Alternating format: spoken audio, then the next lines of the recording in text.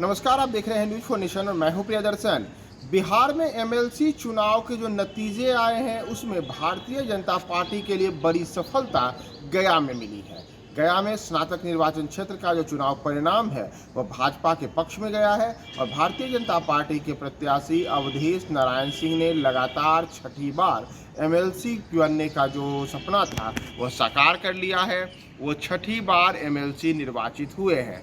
दरअसल स्नातक निर्वाचन क्षेत्र में उनके सामने कड़ी चुनौती देते हुए राष्ट्रीय जनता दल के उम्मीदवार पुनीत कुमार सिंह उन्हें कड़ी चुनौती दे रहे थे और 24 घंटे से ज़्यादा चली मतगणना के बाद जो चुनाव परिणाम आया है उस चुनाव परिणाम ने भारतीय जनता पार्टी के कमल को गया में खिला दिया है। अवधेश नारायण सिंह चुनाव जीत गए हैं। दरअसल जो प्रथम वरीयता के वोट पड़े थे उन प्रथम वरीयता के वोटों में दोनों के बीच में काफ़ी मामूली अंतर रहा था और उसके बाद द्वितीय वरीयता के वोटों के जो परिणाम आए उसके आधार पर वहां चुनाव परिणाम आया है और चुनाव परिणाम आज भारतीय जनता पार्टी के पक्ष में रहे।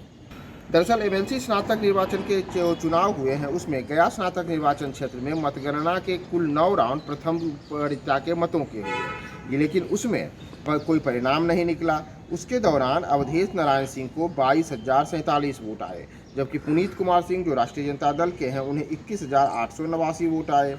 इन दोनों के जो फाइनल निर्णय आया वह द्वितीय वरीयता के वोटों से आया। हालांकि द्वितीय वरीयता के वोटों में भी काफ़ी कड़ा संघर्ष देखने को मिला। दरअसल द्वितीय वरीयता के वोटों में जो पहले 3 चरण के मतगणना का काम हुआ उसमें अवधेश नारायण सिंह को 22,112 वोट मिले थे, जबकि पुनीत कुमार सिंह को 21,929 वोट मिले। इसके बाद आगे की चरण जो आगे हुआ तो उसमें 5वें चरण तक में अवधेश नारायण सिंह की जो वोटों की संख्या थी वह बढ़कर 22,231 हो गई, जबकि पुनीत कुमार सिंह के वोट भी बढ़े और वे 22,086 वोट तक आए। इस प्रकार अवधेश नारायण सिंह ने 5 चरण की जो मतगणना हुई उस दौरान 145 वोटों के अंतर से पुनीत कुमार सिंह पर बढ़त बना ली। फाइनल राउंड जाते आते अवधेश नारायण सिंह का जो यह महज 145 वोटों से अंतर लिया गया बढ़त है, इस बढ़त को वो जीत में तब्दील करने में सफल रहे और जो निर्वाची पदाधिकारी रहे, निर्वाची पदाधिकारी की ओर से अब अवधेश नारायण सिंह को केवल सर्टिफिकेट मिलना शेष बच गया। उनकी जीत की जो औपचारिक प्रक्रिया थी वह पूरी हो चुकी है। फाइनल जो रिजल्ट है उसकी घोषणा कुछ समय में ही वहाँ के जो गया के निर्वाची पदाधिकारी हैं उनके द्वारा कर दी जाएगी। यहाँ तक कि उनकी जीत के बारे में अब भारतीय जनता पार्टी की जो बीजेपी इकाई है उस अधिकारी की ओर से अब अवधेश नारायण सिंह को केवल सर्टिफिकेट मिलना शेष बच गया। उनकी जीत की जो औपचारिक प्रक्रिया थी वह पूरी हो चुकी है। फाइनल जो रिजल्ट है उसकी घोषणा कुछ समय में ही वहाँ के जो गया के निर्वाची पदाधिकारी हैं उनके द्वारा कर दी जाएगी।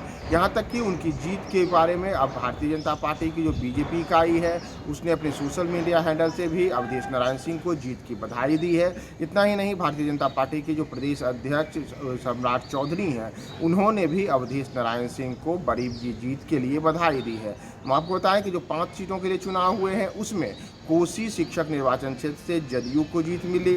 सारण शिक्षक निर्वाचन क्षेत्र पर भारतीय जनता पार्टी और जदयू दोनों में से किसी को सफलता नहीं मिली, बल्कि वहां प्रशांत किशोर के समर्थित उम्मीदवार आफाक अहमद ने जीत हासिल की। वहीं सारण शिक्षक निर्वाचन क्षेत्र से जनता दल यूनाइटेड के वीरेंद्र नारायण यादव ने जीत सुनिश्चित की, जबकि गया में जो दोनों सीटों के चुनाव हुए उसमें स्नातक और शिक्षक दोनों जगहों पर भाजपा जीती है।